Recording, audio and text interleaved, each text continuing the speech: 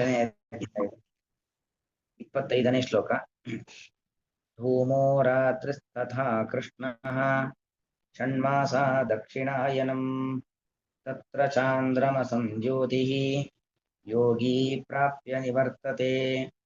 ಧೂಮಃ ರಾತ್ರಿಃ ತಥಾ ಕೃಷ್ಣಃ ಷಣ್ಮಾಸಾ ದಕ್ಷಿಣಾಯನಂ ತತ್ರ ಚಾಂದ್ರಮಸಂ ಜ್ಯೋತಿಃ ಯೋಗಿ ಪ್ರಾಪ್ಯ ನಿವರ್ತತೆ. ಈ ಹಿಂದಿನ ಶ್ಲೋಕದಲ್ಲಿ ತತ್ರ ಪ್ರಯಾತ ಗಚ್ಚಂತಿ ಬ್ರಹ್ಮ ಬ್ರಹ್ಮವಿದೋ ಜನಃ, ಬ್ರಹ್ಮಜ್ಞಾನಿಗಳು ಹೋಗ್ತಕ್ಕಂಥ ಮಾರ್ಗ ಯಾವುದು ಅನ್ನೋದನ್ನು ಶ್ರೀಕೃಷ್ಣ ಪರಮಾತ್ಮ ನಿರೂಪಣೆ ಮಾಡಿದ್ದ. ಬ್ರಹ್ಮಜ್ಞಾನವನ್ನು ಪಡೆದು ಮತ್ತೆ ಮರಳಿ ಬಾರದಂತೆ ವೈಕುಂಠ ಲೋಕಕ್ಕೆ ಹೋಗ್ತಾರೆ ಎಂಬತಕ್ಕಂಥ ವಿಚಾರವನ್ನು ಸಮರ್ಥನೆ ಮಾಡಿದ್ದ. ಈಗ ಕರ್ಮಯೋಗಿಗಳು ಅಂದ್ರೆ ಫಲದ ಅಪೇಕ್ಷೆಯಿಂದ ಕರ್ಮವನ್ನ ಮಾಡ್ತಕ್ಕಂಥವ್ರಿದ್ದಾರಲ್ಲ, ಏನೇನೋ ಅನೇಕ ರೀತಿಯಾಗಿರ್ತಕ್ಕಂಥ ಫಲಗಳು, ಫಲಾಪೇಕ್ಷೆಯಿಂದ ಕರ್ಮವನ್ನ ಮಾಡ್ತಕ್ಕಂಥವ್ರು ಎಲ್ಲಿ ಹೋಗ್ತಾರೆ? ಯಾವ ದೇವತೆಗಳಿಂದ ಅಧಿಷ್ಠಿತವಾದ ಮಾರ್ಗದಲ್ಲಿ ಅವರು ಸಾಕ್ತಾರೆ, ಯಾವ ದೇವತೆಗಳು ಅವರನ್ನ ಕೈ ಹಿಡಿದು ಸಾಗಿಸ್ತಾರೆ, ಮತ್ತೆ ಭೂಮಿಯಲ್ಲಿ ಅವರನ್ನ ತರ್ತಾರೆ. ಈ ವಿಚಾರವನ್ನು ಕೃಷ್ಣ ಹೇಳುತ್ತಿದ್ದಾನೆ. ಅಗ್ನಿ ಇಲ್ಲಿ ಧೂಮ ಮತ್ತು ಧೂಮಾಭಿಮಾನಿಯಾಗಿರತಕ್ಕಂಥ ದೇವತೆ, ಧೂಮಕ್ಕೆ ಸಂಬಂಧಪಟ್ಟ ಅಭಿಮಾನಿ ದೇವತೆ. ಹಾಗೆ ರಾತ್ರಿಗೆ ಸಂಬಂಧಪಟ್ಟ ಅಭಿಮಾನಿ ದೇವತೆ. ತಥಾ ಕೃಷ್ಣ ಪಕ್ಷಾಭಿಮಾನಿ ದೇವತೆ.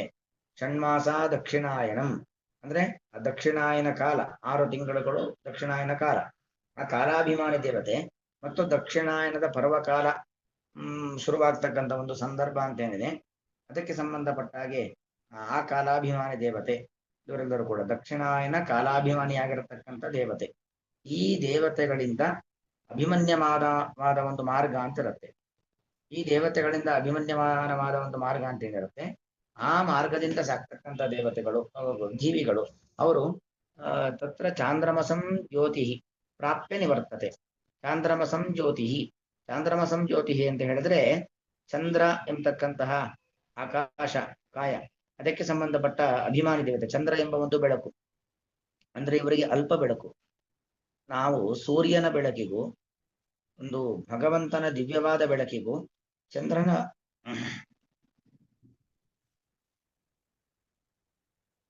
ಬೆಳಕಿಗೂ ಬಹಳ ವ್ಯತ್ಯಾಸ ಇದೆ. ಹಗಲಿನ ಬೆಳಕಿಗೂ ಚಂದ್ರನ ರಾತ್ರಿಯ ಬೆಳಕಿಗೂ ಬಹಳಷ್ಟು ವ್ಯತ್ಯಾಸ ಇದೆ. ಇವರಿಗೆ ಇಷ್ಟೇ, ಯಾಕೆ ಕರ್ಮ ಮಾಡಿದ್ದಾರೆ ಸತ್ಕರ್ಮವನ್ನ, ಆದರೆ ಫಲಾದ ಅಪೇಕ್ಷೆಯಿಂದ ಕರ್ಮವನ್ನ ಮಾಡಿದ್ರಿಂದಾಗಿ ಆ ಚಾಂದ್ರಮಸಂ ಜ್ಯೋತಿ ಪ್ರಾಪ್ಯ. ಚಾಂದ್ರಮಸ ಅಂದ್ರೆ ಚಂದ್ರ ಅಂತ ಅರ್ಥ. ಚಂದ್ರನಿಗೆ ಸಂಬಂಧಪಟ್ಟಂತ ಒಂದು ಬೆಳಕು, ಚಂದ್ರನೆಂಬ ಒಂದು ಜ್ಯೋತಿ, ಆ ಬೆಳಕನ್ನ ಪಡಿತಾರೆ. ಪಡೆದು ಅಲ್ಲೇ ಇದ್ಬಿಡ್ತಾರೆ, ಶಾಶ್ವತವಾಗಿ ಇಲ್ಲ. ಪ್ರಾಪ್ಯ ನಿವರ್ತತೆ, ಅಂತಹ ಬೆಳಕನ್ನ ಪಡೆಯುವರು. ಇದ್ದಷ್ಟು ಪುಣ್ಯವನ್ನ ಖರ್ಚು ಮಾಡೋದು, ಪುಣ್ಯ ಖಾಲಿಯಾದ್ಮೇಲೆ ಮತ್ತೆ ಮರಳಿ ಬರುವಂಥದ್ದು.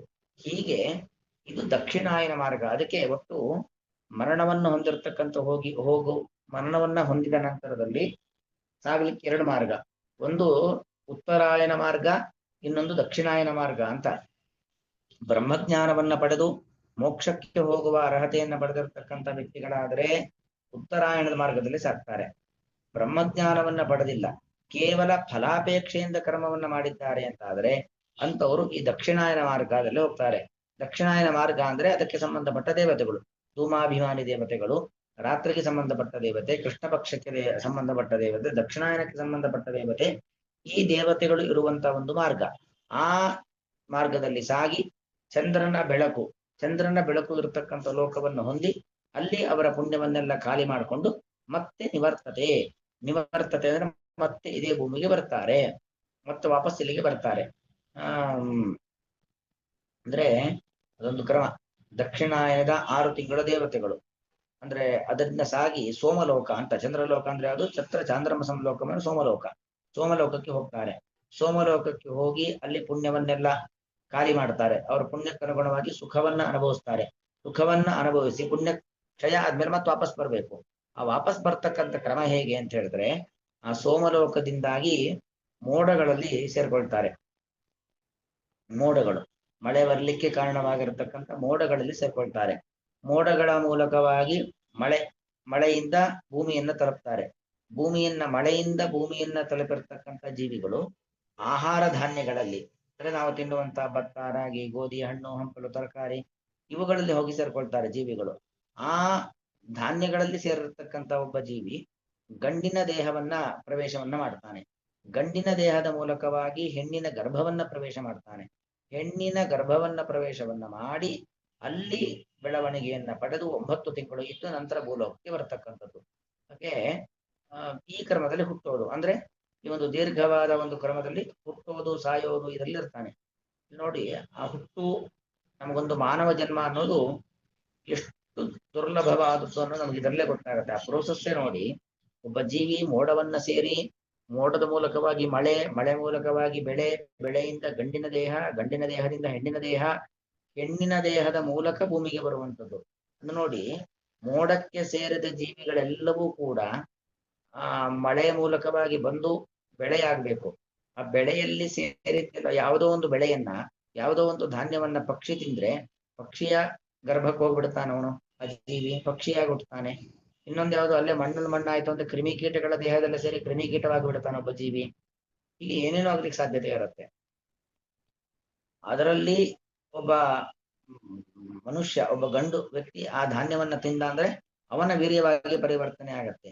ವೀರ್ಯವಾಗಿ ಪರಿವರ್ತಿತವಾಗಿರತಕ್ಕಂಥ ಜೀವಿಗಳೆಲ್ಲರೂ ಕೂಡ ಮತ್ತೊಂದು ಮನುಷ್ಯ ದೇಹವನ್ನ ಪಡೆಯೋದಿಲ್ಲ. ಯಾವುದೋ ಒಂದು ಜೀವಿ ಮಾತ್ರ ಹೆಣ್ಣಿನ ದೇಹವನ್ನ ಪ್ರವೇಶವನ್ನ ಮಾಡಿ ಅಲ್ಲಿ ಒಬ್ಬ ವ್ಯಕ್ತಿಯಾಗಿ ನಿರ್ಮಾಣ ಆಗ್ತಾನೆ. ಅಂದ್ರೆ ಒಂದು ಮನುಷ್ಯ ಜನ್ಮ ಬರತಕ್ಕಂಥದ್ದು. ತತ್ರಾಪಿ ಜನ್ಮ ಶತಕೋಟಿ ಶುಭೋದ್ವಿಜತ್ವಂ ಅಂತ. ಮನುಷ್ಯನಾಗಿ ಹುಟ್ಟೋದೇ ಬಹಳ ಬಹಳ ವಿರಳ. ಆ ಮನುಷ್ಯನಾಗಿ ಹುಟ್ಟಿಯೂ ಕೂಡ ಈಗೆಲ್ಲ ನಾವು ಒಂದಷ್ಟು ಧರ್ಮಶಾಸ್ತ್ರವನ್ನೆಲ್ಲ, ಗೀತೆ, ಮಹಾಭಾರತ, ರಾಮಾಯಣ ಇದೆಲ್ಲವನ್ನು ಕೂಡ ಓದಿ ಅಧ್ಯಯನ ಮಾಡುವಂಥದ್ದು ಮತ್ತಷ್ಟು ವಿರಳವಾಗಿರತಕ್ಕಂಥದ್ದು, ಮತ್ತಷ್ಟು ದುರ್ಲಭವಾಗಿರತಕ್ಕಂಥದ್ದು, ವಿರಳವಾಗಿರ್ತಕ್ಕಂಥದ್ದು. ಅಂದ್ರೆ ಎಲ್ಲೋ ದೇವರ ಅನುಗ್ರಹ ಇದ್ರೆ ಮಾತ್ರ ಹೀಗೆಲ್ಲ ಒಂದು ಸನ್ಮಾರ್ಗದಲ್ಲಿ ಇರ್ಲಿಕ್ಕೆ ಸಾಧ್ಯ. ಮನುಷ್ಯನಾಗಿ ಹುಟ್ಟುವುದೇ ಬಹಳ ವಿರಳ. ಮನುಷ್ಯನಾಗಿ ಹುಟ್ಟಿಯೂ ಸನ್ಮಾರ್ಗದಲ್ಲಿ ಇರತಕ್ಕಂಥದ್ದು ಮತ್ತಷ್ಟು ವಿರಳ ಅನ್ನೋದನ್ನ ನಾವು ಇಲ್ಲಿ ಗಮನಿಸಬೇಕಾಗಿರತಕ್ಕಂಥದ್ದು. ಹೀಗೆ 2 ಮಾರ್ಗಗಳನ್ನ ಶ್ರೀಕೃಷ್ಣ ಪರಮಾತ್ಮ ಇಲ್ಲಿ ನಿರೂಪಣೆಯನ್ನು ಮಾಡಿದ್ದಾನೆ. ಅಲ್ಲಿ ತತ್ರ ಪ್ರಯಾತಾಹ ಅಂತ ಸೇರಿಸ್ಕೊಳ್ಬೇಕು. ಅಲ್ಲಿ ಹಿಂದಿನ ಶ್ಲೋಕದಲ್ಲಿ ಇತ್ತಲ್ಲ, ತತ್ರ ಪ್ರಯಾತ ಗಚ್ಚಂತಿ ಅಂತ. ಹಾಗೆ ಇಲ್ಲಿಗೂ ನಾವು ಅದನ್ನು ಸೇರಿಸ್ಕೊಳ್ಬೇಕು. ತತ್ರ ಪ್ರಯಾತಾಹ ಅಂದ್ರೆ ಧೂಮಾದಿ ದೇವತೆಗಳಿಂದ ಅಧಿಷ್ಠಿತವಾಗಿರತಕ್ಕಂತಹ ಮಾರ್ಗದಲ್ಲಿ ಸಾಗುವವರು ಅನ್ನೋದನ್ನು ಸೇರಿಸ್ಕೊಳ್ಬೇಕು. ಒಟ್ಟರ್ಥ ಧೂಮಾಭಿಮಾನಿಯಾದ ದೇವತೆಗಳು, ರಾತ್ರಿ ತಥಾ ಅದೇ ರೀತಿಯಲ್ಲೂ ರಾತ್ರಿಗೆ ಸಂಬಂಧಪಟ್ಟ ಅಭಿಮಾನಿ ದೇವತೆಗಳು, ಕೃಷ್ಣ ಪಕ್ಷಾಭಿಮಾನಿ ದೇವತೆಗಳು, ಷಾಣ್ಮಾಸ ದಕ್ಷಿಣಾಯನಂ 6 ತಿಂಗಳ ಕಾಲ ದಕ್ಷಿಣಾಯನ ಕಾಲ, ದಕ್ಷಿಣಾಯನ ಕಾಲಕ್ಕೆ ಸಂಬಂಧಪಟ್ಟ ಅಭಿಮಾನಿ ದೇವತೆಗಳು, ದಕ್ಷಿಣಾಯನ ಪ್ರಾರಂಭವಾಗ್ತಕ್ಕಂಥ ಒಂದು ಕಾಲ, ಆ ಕಾಲಾಭಿಮಾನಿ ದೇವತೆಗಳು, ಈ ದೇವತೆಗಳಿಂದ ತತ್ರ ಪ್ರಯಾತಾಹ, ಈ ದೇವತೆಗಳಿಂದ ಅಧಿಷ್ಠಿತವಾಗಿರುವಂತಹ ಮಾರ್ಗದಲ್ಲಿ ಸಾಗುವಂತಹ ಕರ್ಮಯೋಗಿಗಳು.